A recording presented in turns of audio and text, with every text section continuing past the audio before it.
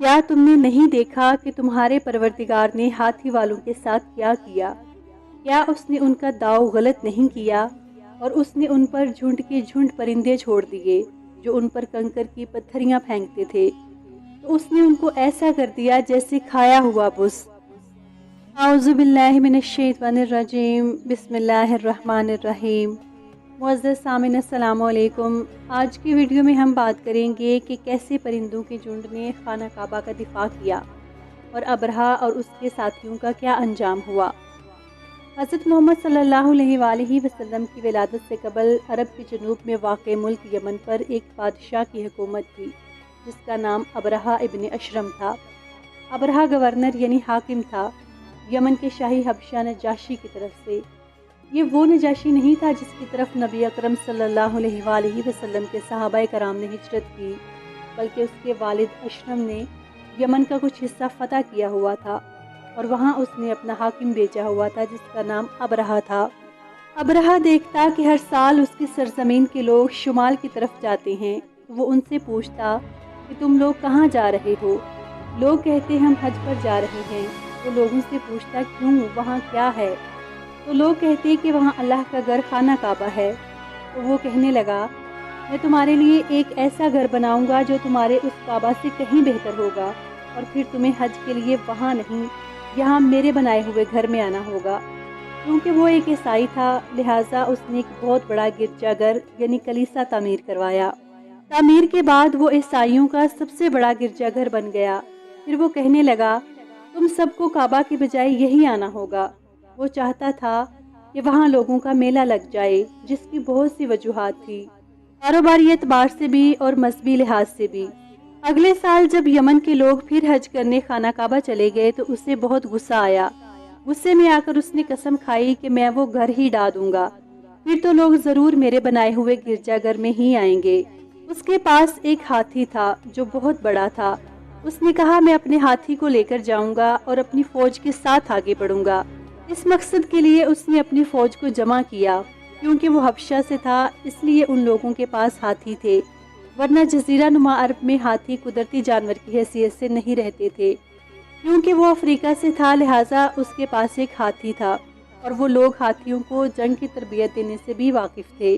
جب وہ اپنی فوج کے ساتھ کعبہ کی طرف روانہ ہوا، جس کے متعلق بعض کا کہنا ہے کہ 8 ہاتھی تھے اور بعض علماء کا کہنا ہے کہ تقریباً 20 ہاتھی تھے، جبکہ بیشتر روایات کہتی ہیں کہ وہاں صرف ایک بڑا ہاتھی تھا اور باقی عام اونٹ وغیرہ تھے۔ کچھ مورخین کا یہ بھی کہنا ہے کہ ہاتھیوں کی پوری فوج تھی۔ بہرحال قرآن پاک میں اللہ رب العزت نے صرف ایک ہاتھی کا ذکر فرمایا ہے، الفیل مطلب ایک ہاتھی۔ تو اصحاب فیل یعنی ہاتھی والے لوگ، اس ہاتھی کے ساتھ بہت بڑی فوج تھی۔ کہا جاتا ہے کہ خانہ کعبہ جانے کے لیے ابرہہ نے 1 ارب دورہ رہنما رکھا تھا۔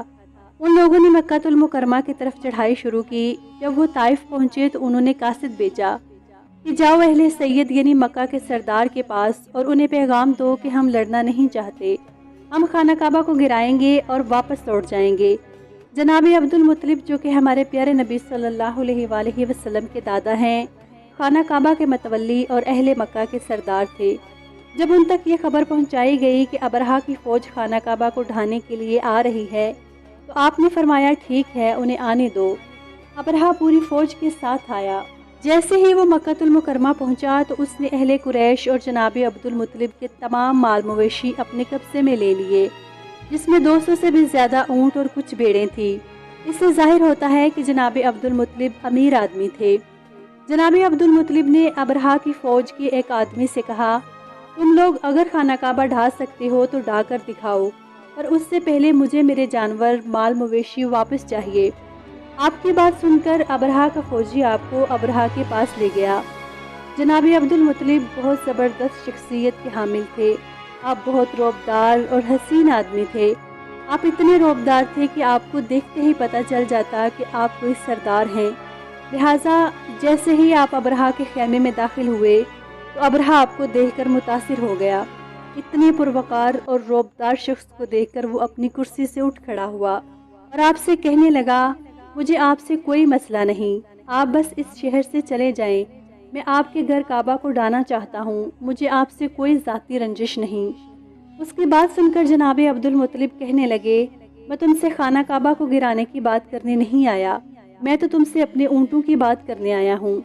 آپ کی بات سن کر ابرہہ غصے میں آ گیا اور کہنے لگا، اے سردار، میں تم سے خانہ کعبہ کو گرانے کی بات کر رہا ہوں اور تم مجھ سے اپنے اونٹ طلب کر رہے ہو۔ جناب عبد المطلب نے اسے نہایت ہی پرزور جواب دیا۔ آپ نے فرمایا، خانہ کعبہ کے جو مالک ہیں وہ اس کی حفاظت فرمائیں گے، اونٹوں کا مالک میں ہوں، لہٰذا ان کی حفاظت میرا ذمہ ہے۔ جناب عبد المطلب کے جواب کی وجہ سے ابرہہ نے اونٹوں کو واپس کر دیا اور وہ لوگ خود قریش شہر کو چھوڑ کر پہاڑوں کی چوٹیوں پر پناہ گزیر ہو گئے۔ دوسری طرف جناب عبد المطلب نے خانہ کعبہ کا طواف کیا اور خانہ کعبہ کا دروازہ پکڑ کر اللہ تعالیٰ سے التجا کرنے لگے کہ اے اللہ، ہم اس فوج سے نہیں لڑ سکتے، وہ طاقت اور تعداد میں ہم سے بہت مضبوط اور بہت زیادہ ہیں، ان کے پاس ہاتھی ہے اور ہزاروں آدمی ہیں، اے اللہ ہماری مدد فرما۔ ادھر ابرہہ کی فوج خانہ کعبہ کی طرف تیزی سے بڑھنے لگی کہ اچانک ہاتھی نے مزید چلنے سے انکار کر دیا۔ ہاتھی رک گیا اور اپنا رخ موڑنے لگا۔ ابرہہ کی فوج نے اس کا رخ پلٹنا چاہا لیکن ہاتھی نے انکار کیا۔ ان کی تمام تگ و دو کے باوجود ہاتھی نے ان کی بات نہ مانی۔ وہ کون ہے جس نے ہاتھی کو اس انکار کی ہمت دی؟ بے شک اللہ سبحانہ و تعالی۔ ابرہہ کی فوج آپس میں باتیں کرنے لگی کہ اب کیا کیا جائے کہ اتنے میں پرندے آ گئے۔ وہ دیکھتے ہیں کہ جھنڈ کے جھنڈ پرندے پتہ نہیں آسمان میں کہاں سے آ گئے۔ ان پرندوں میں سے ہر کسی کے پاس پتھر کی 3 کنکریاں تھیں، ہر کنکر کی پتھری بہت چھوٹی تھی۔ ہوا میں پرواز کرتے ہوئے ابابیل پرندوں نے ابرہہ کی فوج پر ان کنکریوں کی بارش کر دی۔ وہ کنکریاں بہت ہی تیز رفتاری کے ساتھ نیچے زمین پر آئیں۔ آج ہم گریوٹی کے بارے میں پڑھتے ہیں اور بہت سی دوسری بے شمار چیزوں کے بارے میں۔ واللہ اگر آپ سورہ فیل کی اس تشریح پر نگاہ ڈالیں تو آپ سمجھ جائیں کہ جب اتنی اونچائیوں سے کنکریاں گرائی گئی تو کنکریاں ان لوگوں کے جسموں کو چیرتے ہوئے زمین پر گری اور وہ لوگ موقع پر ہی ہلاک ہو گئے۔ ابرہہ کی فوج کا وہ حال جو لوگ دیکھ رہے تھے، وہ کہہ رہے تھے، اللہ اکبر۔ عبد المطلب نے کہا نہیں تھا کہ کعبہ کا جو مالک ہے وہ اس کی حفاظت فرمائے گا، اور ابابیل کی صورت میں ابرہہ پر بھیجا ہوا عذاب اللہ تعالیٰ کی طرف سے تھا۔